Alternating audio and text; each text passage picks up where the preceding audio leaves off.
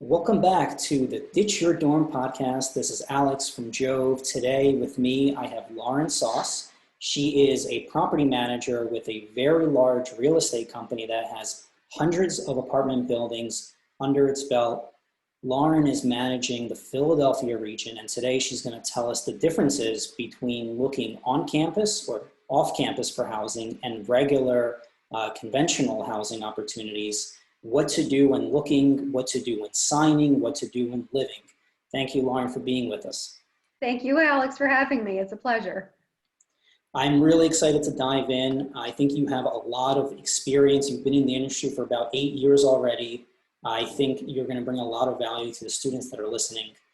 The first question that I have is, what are some of the differences that you've seen in managing so many apartment buildings and units and just knowing the industry overall? What are the major differences when a student is looking to rent off campus versus renting something that is conventional market rate? Sure. So I think something to keep in mind for everybody, at least when I went to college and you thought of on-campus housing, often you were thinking of a small dorm, cinder block walls, tiny twin beds that you could fit in the room. And now, when you're looking at housing off campus, they have these beautiful luxury apartment buildings where you can live off site, and you're paying quite a bit for them, but they're beautiful accommodations.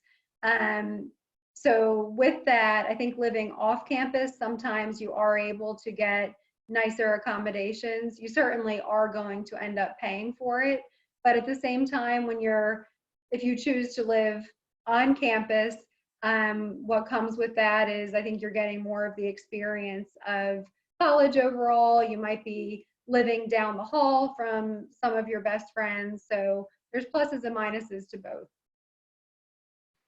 And when a student is looking at apartments, let's say they're, since we're Philadelphia based, let's use Temple University, for example. If they're looking around the Temple University area around North Philly, how are the considerations in the apartments different when looking maybe within 5-6 blocks of campus as opposed to them living in Washington Square or the Rittenhouse area or Northern Liberties? What should they be thinking about? Sure. So definitely the closer you get to downtown, when you're talking Center City, Rittenhouse Square, you're going to see premium top dollar rents in those neighborhoods, just regardless of where you're looking. Those neighborhoods are really your top markets. The closer you are to campus, with Temple, for example, you probably are going to be able to save a bit in rent. I think the difference comes if you want to be close to campus and walkable to classes. I know a lot is virtual right now, so that piece may not even play into it as much. But the benefit of living near campus is that you are going to be saving on those transportation costs from where you're going to and from. If you do choose to live in a neighborhood like Rittenhouse Square, like Washington Square, where you are paying more premium rents, you are going to have to put some thought and consideration into, all right, how am I going to get to campus if I do need to get there for an in-person class or to meet with a professor or whatnot. But also by living farther away, you're not surrounded by students as much. So oftentimes you might see upperclassmen or some graduate students who do choose to live farther from campus because they don't feel as though they're living shoulder to shoulder with some of their classmates. Got it. Okay, that makes sense. So there's financial considerations, commute considerations. I guess you have to take a look at your schedule also, and then also considerations on what's your lifestyle like. Do you want to be in the middle of the party, or do you kind of want to be away and do your own thing? Exactly. And often depending on how long of a lease you sign, you might choose to live closer to campus 1 year and then the following year move farther back or vice versa. So there's flexibility in that too. Got it. Okay, that makes sense. Lauren, What should students be planning? Let's say they are planning to live near campus as opposed to living further away from campus. Does that reflect into how they should go about when to search for an apartment, how early they should start, what are the availability of apartments during different times of the year? Yes, absolutely. So if you're looking at something considered student housing, oftentimes those apartment buildings can hold an apartment for you for a longer period of time. So for example, we're recording this now in October. Someone might be looking for an apartment for next fall, like the start of the August 2021 term. And at a student housing community, it's very likely that you could lock an apartment in and sign a lease for something and take it off the market. If you're looking at a more conventional apartment building that doesn't specifically cater to students, typically they cannot hold apartments longer than, say, 60 days. So for housing like that, you're probably not looking, if you were trying to move in August of next year, you probably wouldn't be really signing your lease and getting close to that point until early summer, I'd say. Got it. Okay, that makes a lot of sense. So if you feel like you've missed the boat for finding student housing that's relatively close, but still off campus, you can always find something somewhere in the city. Absolutely. I mean, the city has so many options to choose from, whether you're looking for a building that's professionally managed or if you're looking at a brownstone. There is plenty of supply in the city. So certainly there are options out there, even if you're a little bit late to the game. That's a really good point. What are the types of different property types? Brownstone, large apartment building, yep. That students can consider? Sure. So when you're in the city and you think of downtown, and you might see these large high rises that are heavily amenitized with fitness centers and pools and dog parks, things like that. Often they are considered a professionally managed building. So with a professionally managed building, frequently you have an on-site team that consists of your management and your maintenance team. Occasionally you have a 24-hour concierge. Whereas if you're looking at a brownstone or a walk-up, it's often just a single unit, or there might be 3 units in that particular building that are being rented out, often just by the owner of that unit. It's not through a management company. It's just someone who owns the property and has bought it, and they are now looking to get a resident in there. Typically, when you're looking at professionally managed properties, you are going to be paying a bit more of a premium. One, because you have that staff who's there on site. Secondly, with the amenities, you're paying for that, of course. Often there's parking that's either located in an attached garage or nearby. Whereas with a walk-up, you don't have as many of those features, so you're probably not going to be paying as much. Got it. Okay. And in terms of consideration for having an easy experience during college, whether you're submitting maintenance requests or you have, something goes wrong in the apartment and you need help, what are some of the differences when dealing with a private landlord and a professionally managed apartment building? Sure. So if you're looking at somewhere that's privately managed, when it comes to maintenance, typically if something comes up, say your dishwasher isn't working or your garbage disposal is broken, you're likely just giving your landlord a call directly or shooting them an email. In cases like that, they likely don't have a full maintenance staff, so the turnaround time to tend to requests like that is likely a little bit longer. For a managed building, you have a service team on site. So whether you're calling the office or submitting a request through a portal, typically there's a turnaround time of 24 hours to fix, what we consider a more standard request. if there is something where a part needs to be ordered or something a bit more out of the ordinary, it might take longer, but you'd likely be looking at a quicker turnaround time with a managed building, I'd say. Okay, yeah, that makes a lot of sense. Yeah. Lauren, I want to pause for a second. There's lighting coming. Yeah, I was going to say that.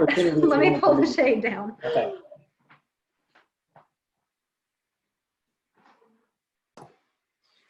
And Lauren, in considerations between going with a private landlord and a management company, does the lease structure tend to be the same, different? If so, how is it potentially different? Sure. So I think with a privately managed residence, you're probably going to have a bit more flexibility with the lease. In terms of one, rate, they may be a bit more negotiable. Secondly, the term, they might not be as set on a certain lease that you need to sign. And the lease itself might just have language in it that is more flexible. Often with a professionally managed building, they're using a lease that's put together by the National Apartment Association. It's definitely lengthy. There are several addendums related to utilities and the buyout, if you need to end your lease early, things like that. So I'd say it's a bit more strict in terms of how it is written, and often it can't really be modified either. That's a lease that is put out by the apartment association, and it can't really be redlined with edits. Often too, with professionally managed buildings, they're often on some type of revenue management system where, similar to you booking a flight, where ticket prices could change daily, the rates could change daily. So a lot of these high rises use systems where every morning the office team goes in and they pull the rates for that day. And the rate that you're paying, it's based off of a matrix. So they're looking at, okay, you want a lease that is 6 months long and you would like to start it on X day, this is the rate that you'll pay. Whereas in a private residence, there's likely not something that is that calculated going into the rate. Always we say that if you have any questions with the lease, it's best to consult an attorney, someone who could really go through it with you and explain it to you. But it's always important to understand the lease, understand the key clauses. I always say in terms of late fees, you want to know, when is your rent due? When would that late fee kick in? If you do have to terminate the lease early, what are you going to be expected to pay? How much notice do you need to provide? Subletting is another one. Oftentimes, subletting is not permitted at properties. So especially for students where you might not need housing for a full year, you want to know for sure if you need to sublet, is that something you'd be able to do? That is a very good point. I wanted to jump in on that specific point on subletting. And you had mentioned that there is a matrix that most of these professionally managed apartment buildings will have. Yep. Does a student have the ability to go in and say, can I get a lease for 9 months? What does that look like? Yes, absolutely. So the full matrix itself, someone on the end likely would not be able to see. But if you were to go to the website of one of these properties and you're looking at the availability that they have, you might click through the menu and choose specifically 1-bedrooms, for example. And then any available 1-bedrooms would populate. And then often once you click onto a specific apartment, it would ask, how long of a lease do you need? And by clicking the lease term, it would tell you the difference in rates. I think that's very helpful. From the students that we've spoken to, a lot of them are in 12-month leases, and they are not aware that you can get a 6 or 9-month lease as an option as well. So I'm very glad that you pointed that out. Yeah, definitely something worth asking. Not every property does offer short-term leases, but if that's what the need is, it's always worth asking Hey, what is the shortest lease term you offer? Or could you offer, a 6-month lease? And even upon renewal too, if you move somewhere and you're really happy and you were there a year, but you know that you're graduating in May and you don't need to renew for a full year, it's perfectly fine and acceptable to ask the landlord or ask the management company, hey, I'd love to stay, but I only need this 8 or 9 more months. Could you work with me? Got it. So that upfront communication is very crucial. Yes. What are some of the, from your experience, what are some of the clauses in the agreement or some of the terms that, from your experience, students kind of gloss over and don't put enough attention towards that end up potentially coming back to haunt them? Good question. So I know I mentioned late fees already. Be sure to know, when do you need to pay rent by and how are you able to pay? Some places, especially now, you might not be able to submit a paper check. They might only be accepting online payments. So make sure you know when your rent is due and how you're able to pay. The buyout also is important. So if you do need to leave early, how much notice do you need to provide? And is there an early termination fee that you would need to pay? The pet addendum, if you do have any pets that you're going to be bringing with you, often there are additional fees associated with that. So know ahead of time, okay, if I have a pet now or if I plan on getting one, what will those added costs look like? Utilities is another big one. It varies apartment to apartment which utilities you're responsible for.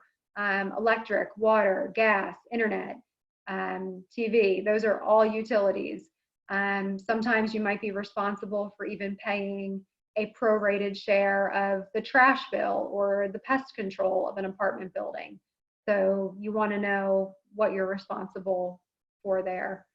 And then amenities, I'd say, is the other big one. So in light of COVID, amenities are structured quite differently now. Previously, when buildings were offering a 24-hour fitness center or reservable club rooms, things like that, a lot of that has changed. Fitness centers now many have dropped down their hours. So instead of 24 hours, they may only be open from, say, 6 a.m. to 10 p.m. and you might need to reserve the space. So you'll want to know ahead of time, what does that amenity structure look like, especially if that's something that really drew you into that specific apartment building. That is phenomenal advice. I wanted to also touch on the budget considerations that students should be planning for. Yep. As they plan to rent an apartment, what are their upfront costs and how much should they budget for? Sure. So budgeting is one of my favorite topics because especially for new renters, it is so easy to get caught up in just the glory of the city and everything it has to offer. And you might think you can afford something, but really you need to crunch these numbers and make sure, okay, is this smart for me to do? You don't want to stretch that buck too thin and then be kicking yourself wishing you had chosen to live somewhere that met your budget a bit more. So upfront, a few things. One, you need to consider moving costs. Wherever you live right now, whether it is with your parents or in another apartment building, look at moving. Are you going to be moving yourself? Are you going to be hiring a moving company? That's really important. Secondly, security deposit. So security deposits, again, are something that ranged from apartment to apartment. Some now offer, they're called zero deposit communities, where you don't pay anything up front, but the rent might be a little bit higher each month. So that could be as low as 0, or it could be as high as 1.5, 2 months up front. Some of those added fees that I mentioned with pets. If you do have a pet, oftentimes you are paying an upfront pet fee if you're bringing a cat or a dog with you. Application fee, several apartments do require that you pay an application fee which I'd say ranges from 25 to 75, and that's per applicant or per roommate. What else? Oh, and then furniture. If you haven't had furniture previously and need to either furnish your apartment and buy everything new, renting furniture is also an option, but you're going to want to make sure you account for those costs as well. So it can add up quickly. So it's definitely important to know what you're in for. And parking is another big one that I'll mention. If you are bringing a car, parking, if you're getting a monthly spot at a garage in the city, that can run you, $350 a month in some areas. So you want to make sure that you're budgeting accordingly for that too. And one other point that my sister ran into recently, living in Philly for the first time, is parking permits. Yes. If you are going to be parking on the street, that's a consideration. Yes, absolutely. And oftentimes, if you're able to get a parking permit where you live, you're likely going to be spending less than if you are parking in a garage. I guess the differences are just if you feel comfortable, parking on the street, that's perfectly fine. Some people prefer garage parking, but that's a consideration for sure. Lauren, you have a lot of knowledge to share, and I'm interested to learn, as a property manager, what type of role do you play in helping students throughout this process when they're looking, when they're signing, and when they're living? Sure. So as property managers, we're really involved in the process from A to Z. So the apartment buildings that I personally oversee are more conventional market rate buildings. But from the time someone comes in to tour to when they move in, and even beyond that, when they're entering a service request or if they're attending a resident event, we're heavily involved with that. So if someone were touring at our community, they'd be met by one of our leasing professionals who works in the office, who would take them through, show them the amenities, show them some of the apartment homes that were available. And then if that prospect did choose to lease with us, we'd prepare the lease for you. We'd send that over for you to sign, which is often just all done electronically now. We'd assist prior to that with helping you collect proof of income. If you were co-signing with a parent, we would let you know exactly what you need to provide with your application. And then when it comes to move-in day, we're there. Really, any place in the city, you need to coordinate the move, because oftentimes you might be pulling your moving truck up on a street. You don't have these large parking lots that you're working with. So we would coordinate with our loading dock and the freight elevator to ensure that the move went pretty seamlessly. Moving is one of the most stressful times, I think, for anyone, whether you're a student or whether you're an adult. There are a lot of moving factors that go into it. So our job as property managers is to make sure that that's a memorable experience in a good way, that it's pleasant, and that after you've completed the move that you made the right choice. That's really nice to hear, and it's great that you put emphasis on that and making sure that the experience at the beginning is great. Yeah. And I'm sure it sets up the experience for the rest of the time that they'll absolutely. Regarding the tour, what are some questions that, if you put yourself in a student's shoes, that you wish you would have asked touring an apartment? So that's a great question. And there are so many important questions to ask on a tour when you're looking for an apartment.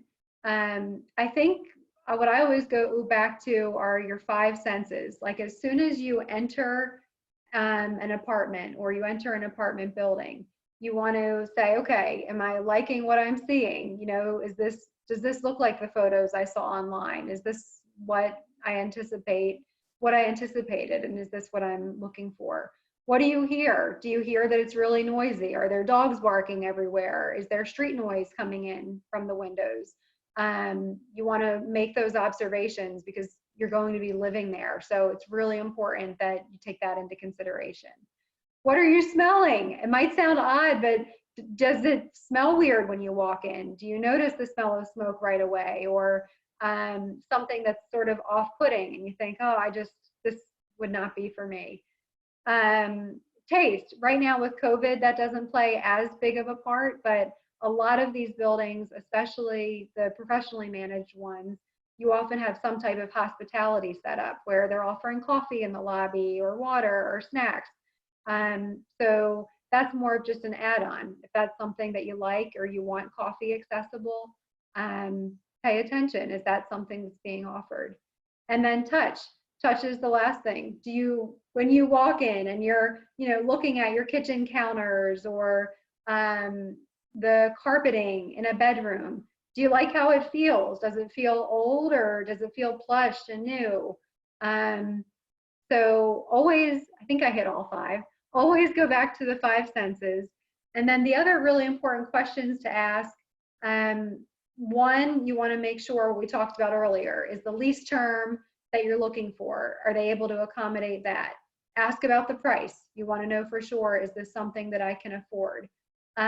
Utilities, again, what's included with the rent, what's not.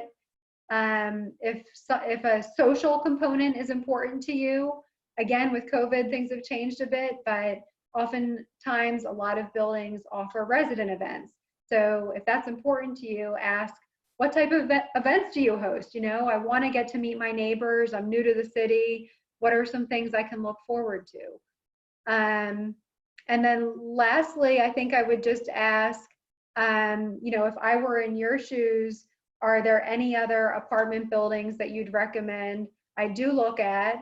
Or on the flip side of that, why should I rent here? You want to make sure that the person who's touring you, that they can really sell you. Why is that building or that apartment building the best? What about it really differentiates them? Fantastic answer. I think you covered all aspects of it. Good. I hope so. When a student is looking to rent their first apartment, chances are they're going to be renting with roommates. Mm-hmm. What advice would you have to students that are looking to live with someone else outside of their family for the first time? Sure. So, I can speak to this just from when I went to college, and that first year I was paired with someone who I had not met before, and I think they had you fill out a survey and asked if you were clean or messy or a night person or a morning person, and based on those responses, tried to pair you up.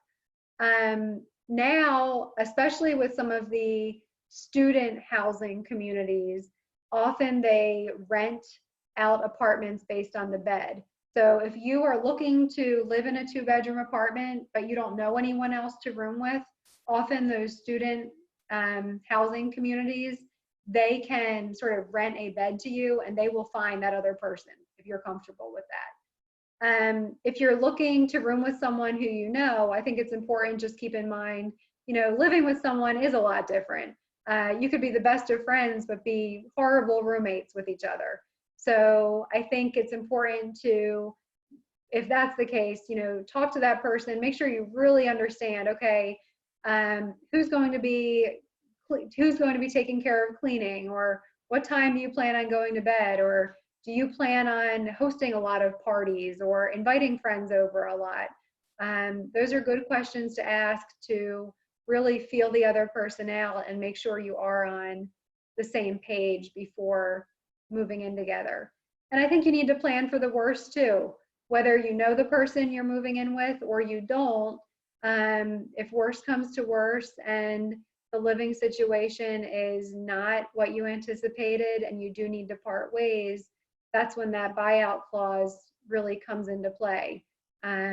Knowing what's involved. If you just decide you can't live in that situation anymore and you need to find a studio apartment for yourself or move out entirely and go elsewhere, you want to know, what is that going to cost you, and be prepared to pay it. Great advice.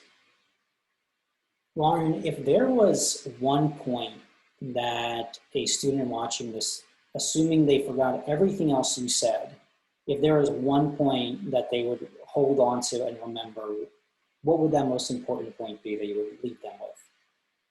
I think I'd probably go back to the budgeting piece. Don't spend more than you can afford. Know your budget, crunch your numbers before you tour, look at what you are really able to spend on rent.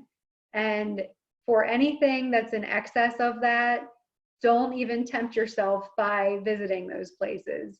The last thing you want to do is move somewhere that you can't afford.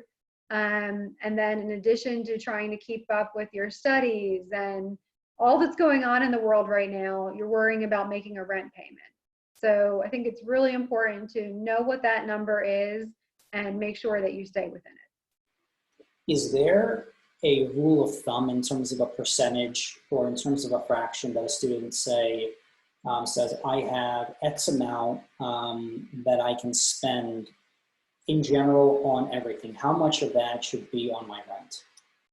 So I know they often say that for mortgages and payments like that, 25% of your income. With students, I know it's a bit different because you're likely not working or you might be co-signing with a parent. I'd still say a good rule of thumb, though, is that 25%. So whatever the income is that's coming in, whether that is through a parent who's going to be supplementing the rent payment or whatnot, probably would not want to exceed 25% of that total, because you're still going to have to be buying food, looking at transportation. Again, we talked about parking. That really does add up quickly. And if you're able to save any money too while you're a student, that's fantastic. Great points. Lauren, thank you so much for being on the show with us. I really value and appreciate all the feedback that you've shared. I think the students watching this will find a lot of value in it as well. This has been Alex with Jove from the Ditch Your Dorm podcast. Lauren, thank you so much. Thank you so much for having me. Bye.